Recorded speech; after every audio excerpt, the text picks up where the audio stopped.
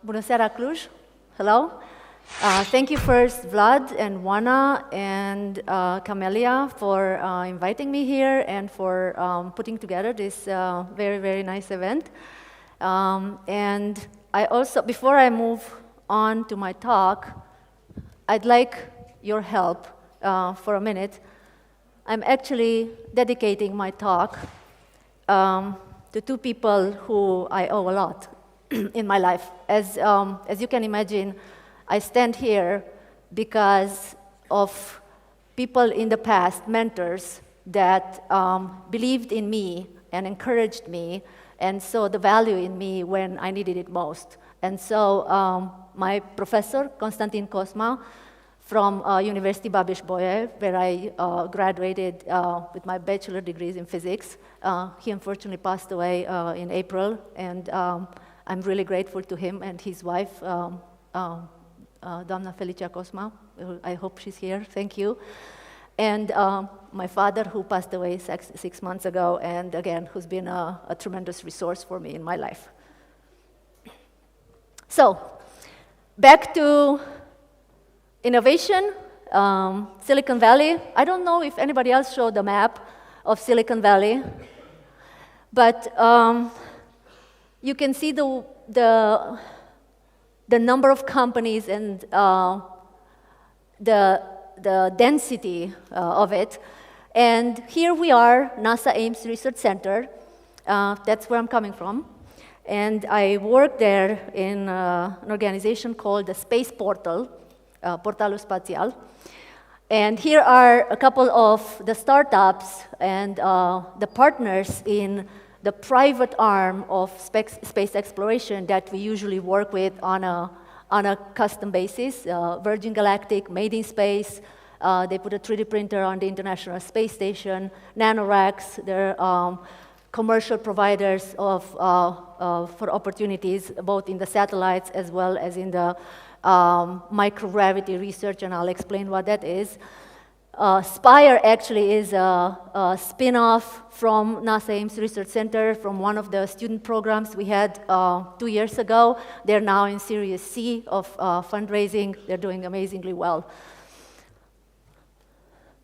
And these are my colleagues. So we're NASA's think tank. We're the innovative arm of NASA, and we always look forward and think forward. And as you can see, I think Tim Draper said yesterday that an efficient number for a team is 5. We've exceeded that, but we're still handling it pretty well. So I'm really grateful to be part of this amazing team. And this is our network, and our network ties to the ecosystem that we're trying to build.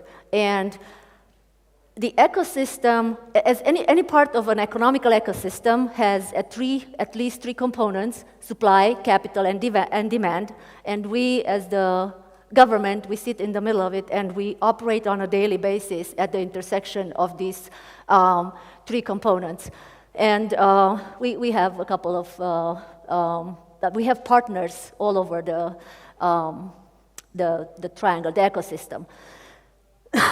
Primarily, we're right now focused in building the demand. And I will try to talk to you, and I hope you can follow me, from the perspective of creating an economy in Earth's orbit. And so let's go back to the notion of economy and where we are in democratizing space these days. Surprisingly, probably, to you, we actually have the equivalent of Wall Street for space. It's called New Space Global. And they're following the market, the new markets that are emerging for new space, from the existing one, the existing one where spacecraft and launch vehicle providers are dominating, and that is really a reflection of the $2.5+ billion invested in 2015, and that's really a number that has increased between 2005 onwards. And at the same time, they're also looking. So if you look at this chart, I think I'm running out of battery, so I can point with my finger maybe. So as you go on the chart from left to right, you're really looking at verticals in this emerging new market of space, the existing ones that are more solid and established towards the potential ones, human spaceflight, microgravity research, in-space services, space resources, and space-based energy. And I would actually put space-based energy earlier because of a couple of considerations. So let's try to understand this again from the perspective of a terrestrial economy.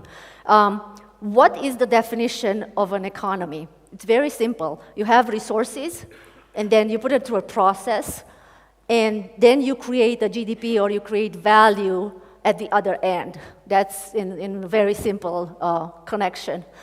And this map in particular, it comes from Khosla, Global Foundry, and CIA. You can find it on the CIA Factbook website.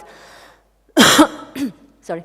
It's not a direct reflection of the resources, but it is the map of the global export.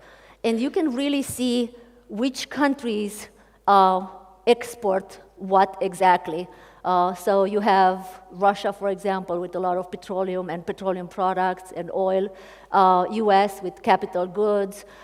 In Europe, you have a lot of mechanical equipment, etc. But it is a reflection, again, of the resources that that country has, because whatever you have in excess, you're going to export, and you're going to import whatever you need. So that's the basis of economy. The other thing that's really interesting, this is a new book that came out. It's called Connectography, and it's trying to map the future of global civilization. And as some previous speakers before have talked about, is we're really seeing a move towards globalization, as well as we also see a need for resources, and we're challenged in how do we deal with a growing population, a moving population because of pretty much open borders, and with not many new resources that are available. So one of the interesting things that I found in particular about this chart is that the world economy is not structured anymore around the 196, 97 countries that exist in it. By contrary, what this map is showing, and this is really, the circles are the GDP, which is right now a reference economic measure of wealth. The GDP that is generated in different spots around the world, and that's in trillions of dollars. And the conclusion from this is that the world economy is really structured around mega cities. So the globalization process now is sort of balancing out the powers of government. What does that mean? That's a really interesting question to ask. And what does it mean also in terms of going back to one type of resources? Let's look at raw elements that underlie industries. Industries of which products we carry in our pocket and we calibrate our lives around. Just a couple of examples. Let's talk about nickel, copper, zinc, platinum, lithium, tungsten, and titanium. Apparently the conversion missed that line. So these are raw elements that are non-replaceable, non-renewable, which means once we exhaust the resources, there's no other source for it. And we know approximately the global reserves, and we also know the demand. And we can estimate, based on a constant demand or on an exponential increase of the demand, when are we going to run out of these raw elements. And those that are highlighted in red, and again, this is just a snapshot of a longer list, those that are highlighted in red, we're going to run out of them by 2050. Now, that's in your lifetime, in my lifetime too, but, next generation. So let's move now from a couple of these elements in the perspective into two very entrepreneurial efforts out there. Two companies. This one, Planetary Resources, and the whole idea of planetary resources is to try to capture asteroids and mine asteroids. And asteroids, we map them pretty much in our neighborhood, the asteroids that are in our neighborhood. And when I say neighborhood, think of space, outside space outside of Earth. So we map these asteroids, and they're of different kinds. Some of them have a lot of ice, so that's a source for water. Some of them are more carbonaceous. They have carbon in them, a lot of carbon or carbon-based materials, and some of them carry a lot of metals.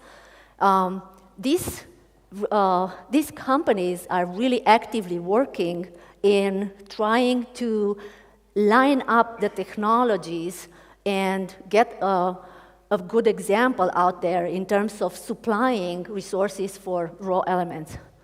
Next one is called, the other, I could say a little bit competitor on the market, in the same market, Deep Space Industries. They recently secured an investment from the Luxembourg government, so they're now working very closely with the Luxembourg government, although their company headquarters is in the NASA Research Park, where I sit too. And their idea is, again, to capture asteroids as well as process whatever they're able to mine on that asteroid and then send products back. So the capturing technology exists. We haven't really used it in a real-life example, as well as the way to process the ore and extract the raw mineral, which is what they call a microgravity foundry. And maybe before I really reach my chart about microgravity. Microgravity is the same as reduced gravity. The moment you leave Earth's gravitational field, out there in the Earth-lunar space, which we call cislunar space, you have 6 order of magnitude reduced in one of the fundamental forces that drives life on planet Earth as we know it.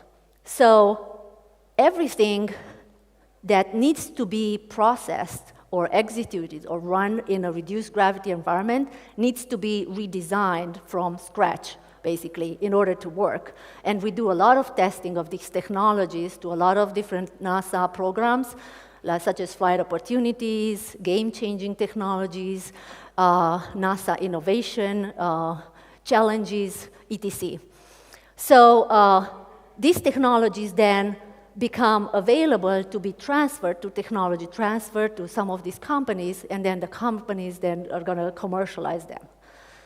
So, okay, so between Earth and asteroids, which is far to the right, let's see what happens at the edge of space, closer to home, which let's think about Earth's orbit, either low Earth orbit or geostationary orbit. In particular, I'll talk about low Earth orbit. And how would we think in terms of defining, creating, and stabilizing an orbital economy beyond satellites, which is right now the opening door, the sector that's grown a lot. So, and why are we talking about this? What motivates now? What's the game changer? Up to 2010, the government used to own and operate every single capability of reaching space, whether we talk about parabolic flights through the NASA KC-135, which, by the way, is called the vomit comet because almost everybody who flies on it has experienced that secondary effect of microgravity. And then you have suborbital, so that's reaching real higher up, or orbital, the space shuttle. Between 2010 and 2015, so roughly where we are today, we've seen an explosion in terms of private capability that now secure launch system, launching things into space, operating things into space. So we're shifting now from a government-owned and operated paradigm to commercial operated and to commercial providers. What that means is, and our reference measure internally to the space geeks is price per kilogram or pound to LEO has come down from, let's say, 30,000, that's ballpark, to about $5,000. And the projection, again, looking at the total investment that come from space, from the private investment, we're projecting that this investment will go up. So that was a really big barrier for business. Nobody wants to buy products or to pay a transportation system that's prohibitively expensive. Nobody wants to operate on that. It's really counterproductive in terms of the infrastructure that supports an economy.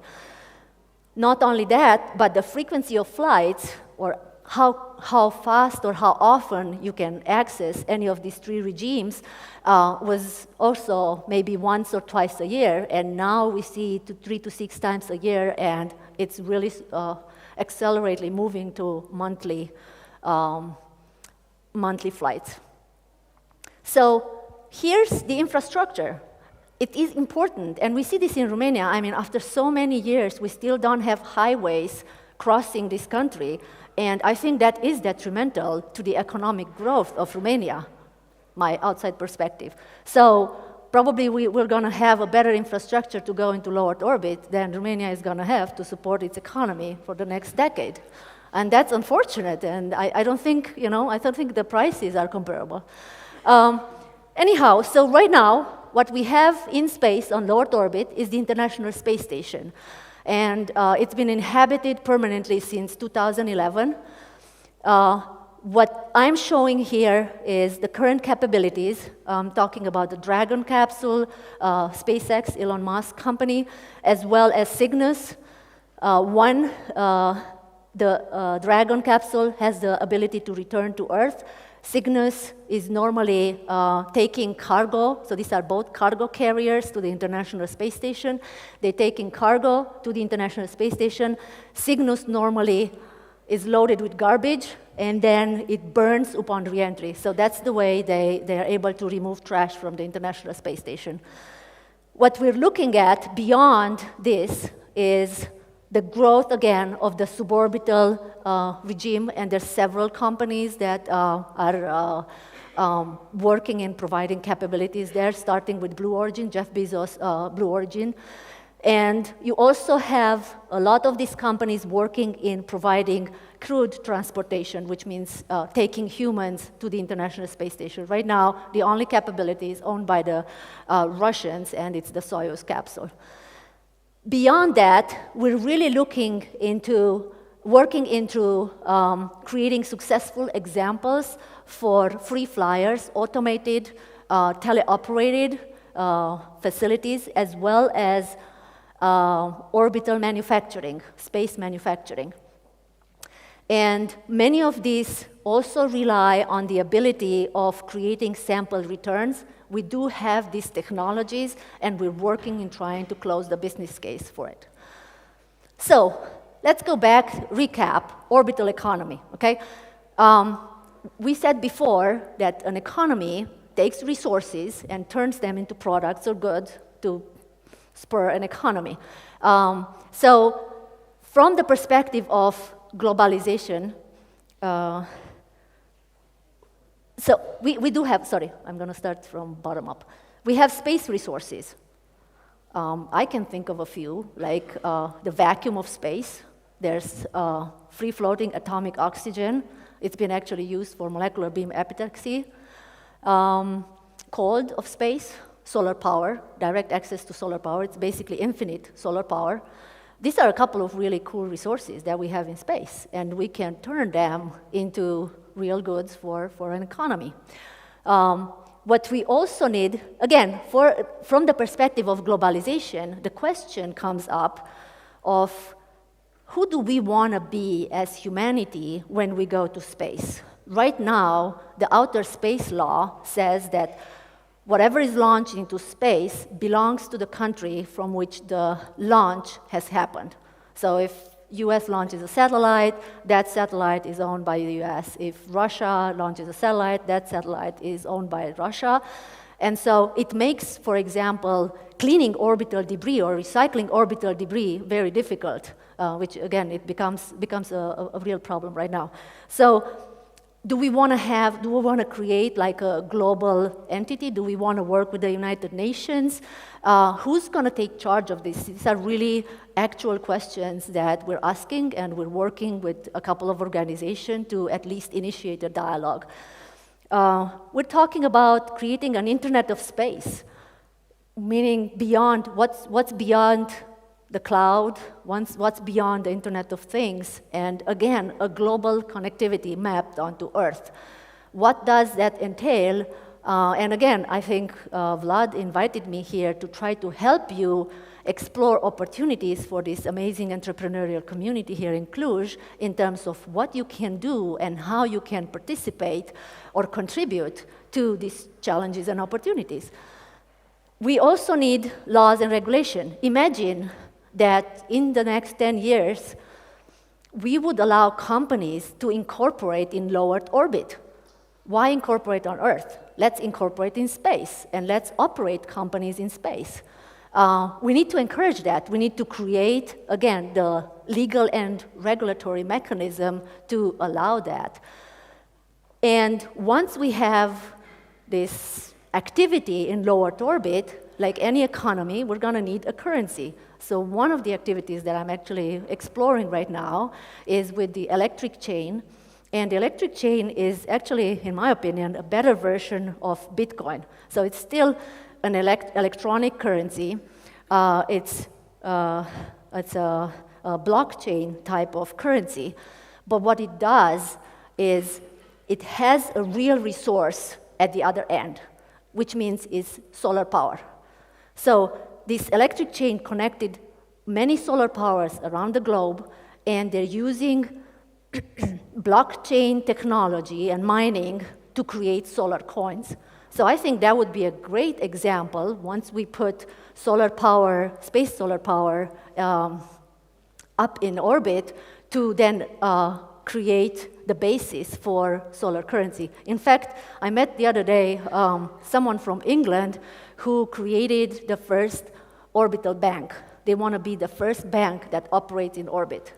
So we need these currencies for not only for intra-orbital transactions, but for Earth-to-orbit transactions. There's another company out there that is actively working with a lot of satellite providers to put orbital data centers in space. And that's not only for cooling, but also for processing a lot of the data that right now is acquired in space through either remote sensing or hyperspectral imaging. So these kind of needs are actually met in space. And the other case for data centers, they're about 30 or 40% of the needs to operate a data center on Earth, the energetic needs, are because of cooling. And so you have natural cooling in space. And also you wouldn't need water for cooling, which gets polluted or in the process of cooling a data center. So let me talk a little bit about microgravity, because this moves more into the space manufacturing aspects. Why would we want to manufacture things in space? The reason for that is most products have better quality in space than on ground.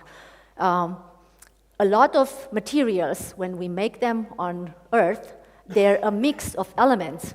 And so elements have different weights. And some of them, you will see a lot of segregation.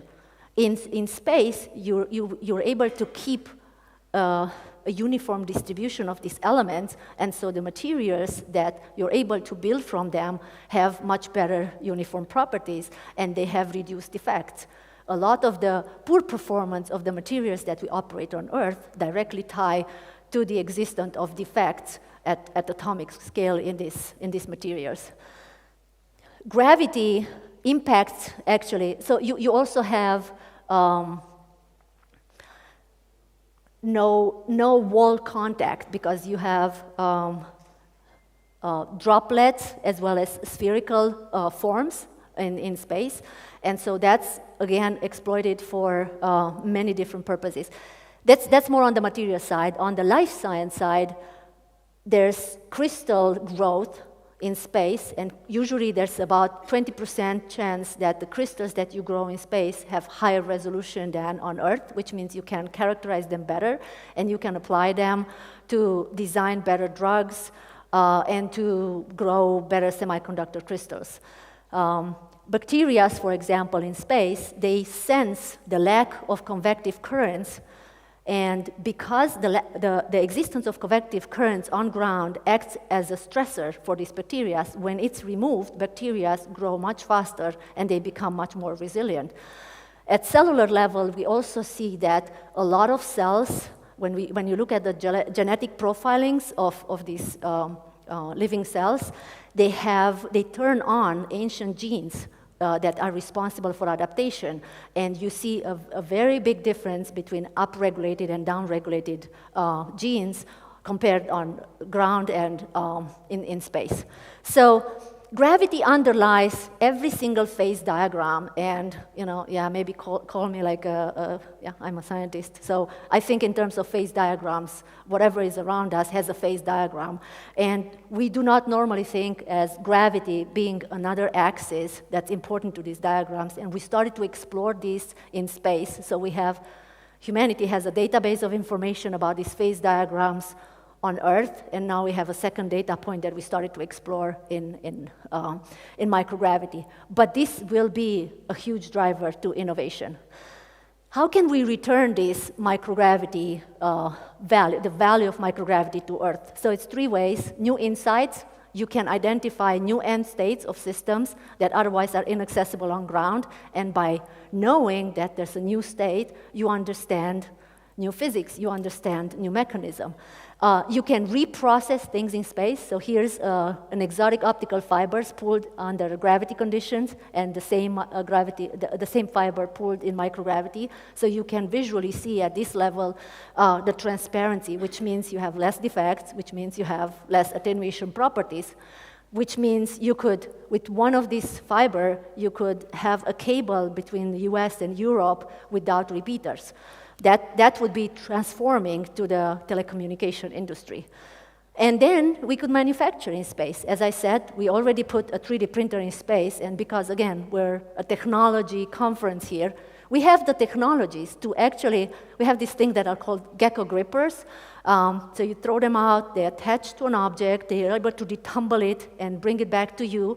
And once you bring it to you, you could do some form of a laser ablation to separate the elements, and then you can use them as feedstock for a 3D printer. And we've done the physics, first order physics analysis on that, and that's doable with the solar power that could be generated, again, in space. So it's self-sustainable. And because we're talking about big problems on Earth, here's one example. Every single one is guilty of this one. We carry an integrated circuit in each of our pockets, right? Our cell phones, they have integrated circuits. To make an integrated circuit on ground right now, because we're in the nanometer scale regime, we use about 2,200 gallons of water, multiplied by 4, 8,800 liters of water, and roughly. That's the average amount of water that's used to cool one integrated circuit. The production of integrated circuits in 2015 was 900 billion units. That's huge. None of that water is returned in its pristine form back, and actually the industry pays billions of dollars for environmental violations. Okay, in '95, NASA deployed behind the space shuttle what we call the Wake Shield facility. That's a fab lab in space, and we printed wafers in space, and we used zero water because we used the cold of space to cool that facility down. So if we really care about resources, if we really care about climate change, if we really care about making an impact, we have to start thinking about this kind of comparisons. We need to have these discussions with the industry, which is what we're currently having. And so my message to you is I've never planned to work for NASA. It just happened that I ended there. And so if I could do it, you can do it. Now, space is hard. I don't want to diminish I don't want to diminish the seriousity of it. And space exploration will be even harder. But I hope that you're motivated and that you can find your own call in this, because we really need the next generation to think high. So, privește cerul. Thank you.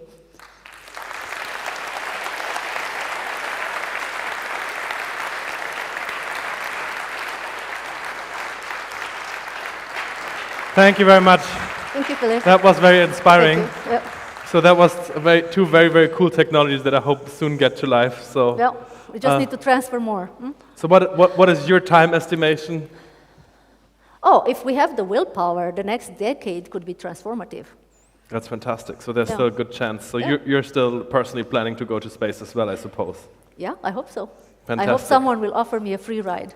Well, you should have asked Mark. Maybe he takes you along next time if he has I a will place free. definitely keep in touch with Okay. him. Yeah. Thank you so much for coming. Sure. It was great having you Thank here. you so much.